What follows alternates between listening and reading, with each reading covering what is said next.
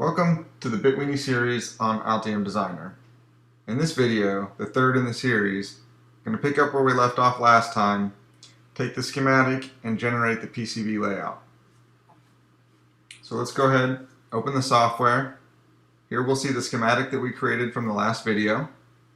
To begin, we need to import all of the footprints into our PCB.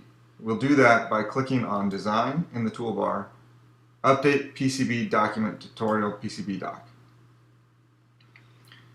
It's going to show you an engineering change order for all of the components it's going to add, all the nets it's going to add, everything that's going to add to the PCB document. For today, we're going to go ahead and uncheck Add Rooms. It's a little bit of an advanced feature.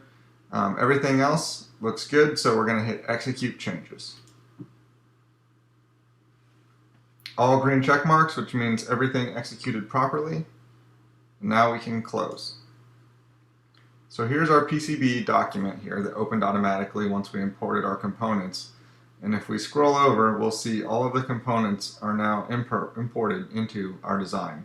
Here are our capacitors, our voltage regulators, and our 9-pin connector. Now that we have all of those components in here, you may notice that a few of the pads are green, which indicates rule violations. So let's go ahead and take a look at the design rules first. To open up the design rules, we click Design Rules. This brings up the entire set of design rules for our PCB design. There's a few that we're going to go ahead and change for this particular design. The first is under the routing category, width. We can leave the minimum width at 10 mils and the preferred size at 10 mils, that's fine. But we need to modify the maximum because we are making power traces and those need to be much wider than 10 mils. So let's go ahead and up this to 100 mils for maximum width for our top and bottom layers. The next thing that we're going to need to change is under manufacturing. Here we have some silkscreen elements, the yellow lines that are within the package of our footprint, which is causing errors. It's not actually a problem in our PCB, so we're going to go ahead and disable this rule by clicking on the silkscreen over component pads entry and then unchecking the box. Finally, we're going to modify the hole size here because we've got large holes in our 9-pin connector and we need to go ahead and up the maximum so that they don't violate our rules. So we're going to take this 100 mil maximum and change it to 150 mils. With those three modifications, we'll hit Apply and OK. And now you can see all of the violations, the green colored pads have disappeared. So now we're ready to bring these components and place them onto our PCB. So this black area over here is the actual PCB area. This is where we want to place our components. If I zoom out a little bit here, you can see the entire PCB. So what we're going to do is start dragging these components onto that PCB surface. We'll start with the 9-pin connector, and this needs to be on the edge of the board. So we'll go ahead and just place it in the lower left corner here. Great. Now we're going to bring our voltage regulators onto the board.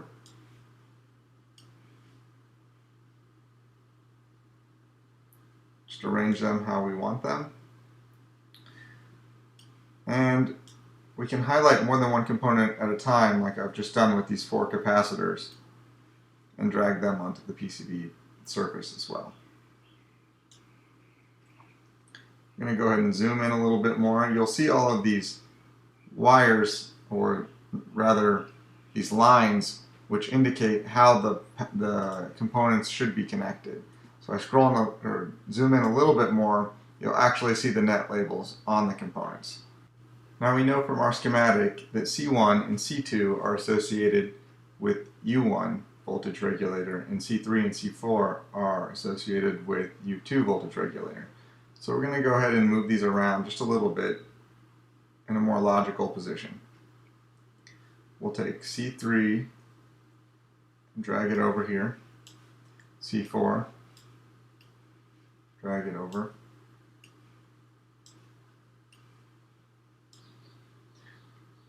Alright, so let's zoom in a little bit more and note that C1, pin 1, is to be connected to pin 3 on our voltage regulator.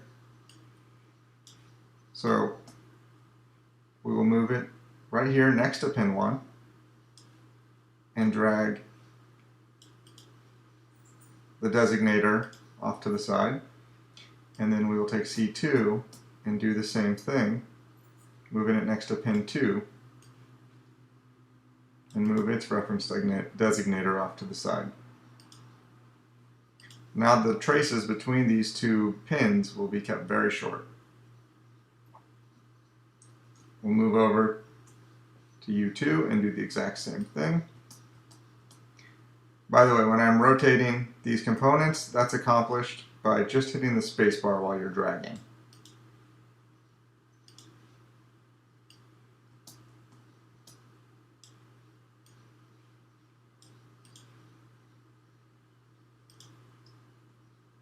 Okay, great. Now we have our components placed. There's still quite a lot of dead space in here, so I'm going to go ahead and highlight this entire section and drag these over a little closer. Now if I zoom out, you'll notice that my components occupy a very small percentage of the PCB surface. So the next thing that we're going to do is define a much smaller physical area for our PCB. We're going to do this by selecting the Mechanical 1 tab on the bottom and drawing the actual physical dimensions of the PCB as that mechanical layer. So to accomplish this, we're going to hit the P key, as in place, and select line. Now we're going to zoom in and draw this line on the corner of our PCB. Since we selected the Mechanical 1 tab before we did this, the line's going to be pink and it's automatically going to be on our Mechanical 1 layer. I'm going to draw this line out to what I want the edge of the board to be. Click again, and that line will continue. I'm going to make it straight. Come up to the top.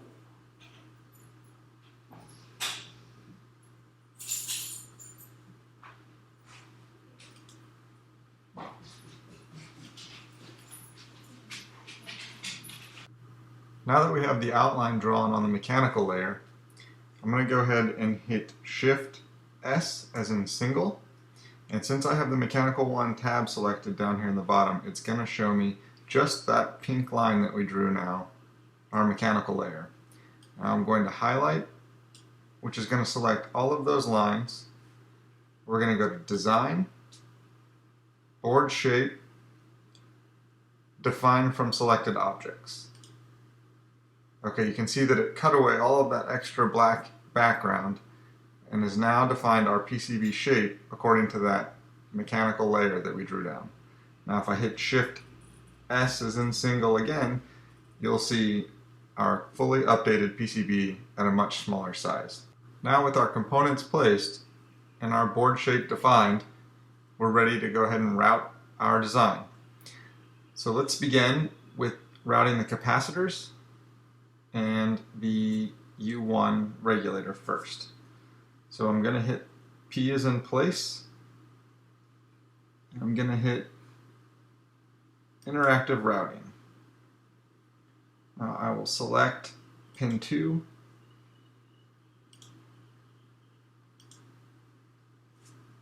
And now I'm going to hit tab, which is going to allow me to modify the width of my trace. Since I want to have my power trace be a little bit wider than the 10 mil default here, I'm going to adjust it to 20 mils. Hit OK. Now you can see my thicker trace connecting between my two pins. I'll hit escape and do the same thing for pin 3 VCC. For my grounds, I'm going to connect them together here like this. Now I know that I intend on making the entire bottom layer of my board a ground layer, so I'm going to go ahead and insert a via between these grounds and that bottom layer. This is accomplished in the same way by hitting P is in place, interactive routing, draw a line out, hit escape, then hit P is in place, via,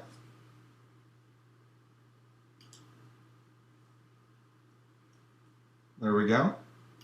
Now we'll see that there is a rule violation here, but that's because this isn't fitting the exact dimension set up in my rules for routing vias. If we take a quick look at that, under routing vias, we'll see the minimum via diameter is 50 mils and the minimum hole size is 28. So let's just go back and adjust this 28 for the hole size and 50 for the diameter. Good. And that makes my rule go away. Now what I can do is highlight this entire section. So I've highlighted the via and the trace and hit Control C for copy and click right on the pad, then hit Control V and I can paste it right over for my other ground. You can even hit Control V one more time and paste this down for pin 1 on my voltage regulator, which interferes a little bit with my reference designator, so I will drag that down a bit. Final piece to route this together is to hit P, interactive routing, and route my 1.8 volt pin 2 to the tab on my regulator. Okay, so let's go ahead, move over, and do the same thing for U2. Since I've just copied this via and trace to ground, I'm going to go ahead and put those down for C3, C4, and pin 1 on U2. Move the reference designator. Okay. P, interactive routing. Bring that down here, and then up to the tab. And then finally, moving VCC down to my pin. Okay. One thing that you'll notice here is as I start to connect the nets up, the little lines connecting them will disappear. Though you'll still see lines between, oops, I forgot the grounds here. You'll still see the lines between these grounds, and that's because I don't have my ground layer placed yet on the bottom layer. Once I have a continuous ground plane on the bottom layer, all of these lines will disappear. So we can go ahead and do that now. The way we accomplish that is by selecting bottom layer and hitting P as in place, and selecting polygon pour. We'll bring up the polygon pour window. Now we need to select ground as our connect to net. Some of these other options are a little bit more advanced and we're going to leave them for now. But we also need to make sure that bottom layer is selected right here, and it is. So we'll select OK. And now we'll draw our polygon pour by clicking in the four corners of our PCB. Once the four corners are selected, hit escape, and you'll see the blue fill-in region here. Now, if I select back to top layer, you'll see all of these components, and all of the lines that were connecting those grounds have now disappeared. Our final routing step is to wire up our connector. Let's begin by wiring up the 1.8 voltage. We'll hit P, select interactive routing, and draw a trace directly over escape. Now we're going to do the same thing for our 3.3. This time we'll take a little bit more roundabout path.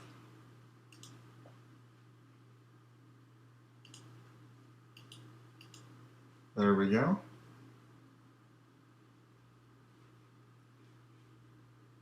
VCC now. Route around these components.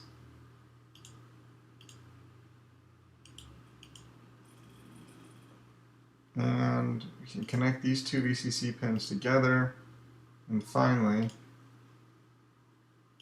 make our VCC connection over on U2.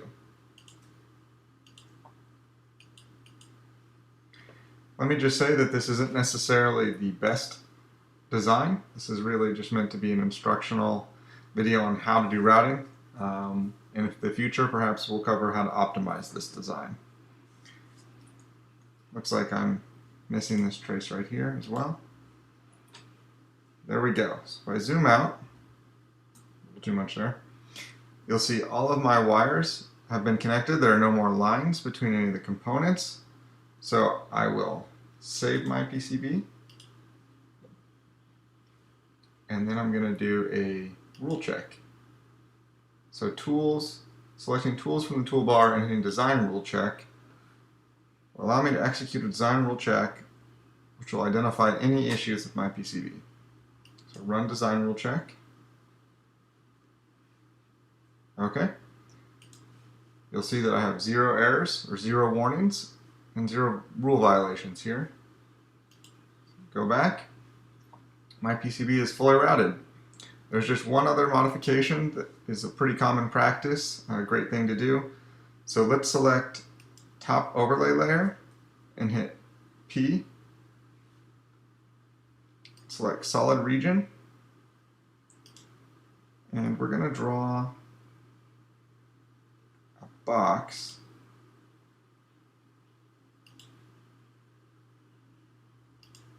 just like that. Escape. Draws a yellow box. And we're going to highlight it, Control C to copy it, Control V to paste it. Okay, then hit P once again, select string, hit tab, type rev, and hit tab again, type S/N for serial number. There we go. That's just an all-around good practice for your designs. Oh, one last thing, we have J1 here floating off the board, so let's go ahead and bring that back onto our PCB. This concludes our PCB layout tutorial. Stay tuned for the follow-up tutorial where we'll take a look at more advanced PCB layout features. And if you're interested in more videos like this, or those on DSP and FPGA, please check out BitWeenie.com. Thanks.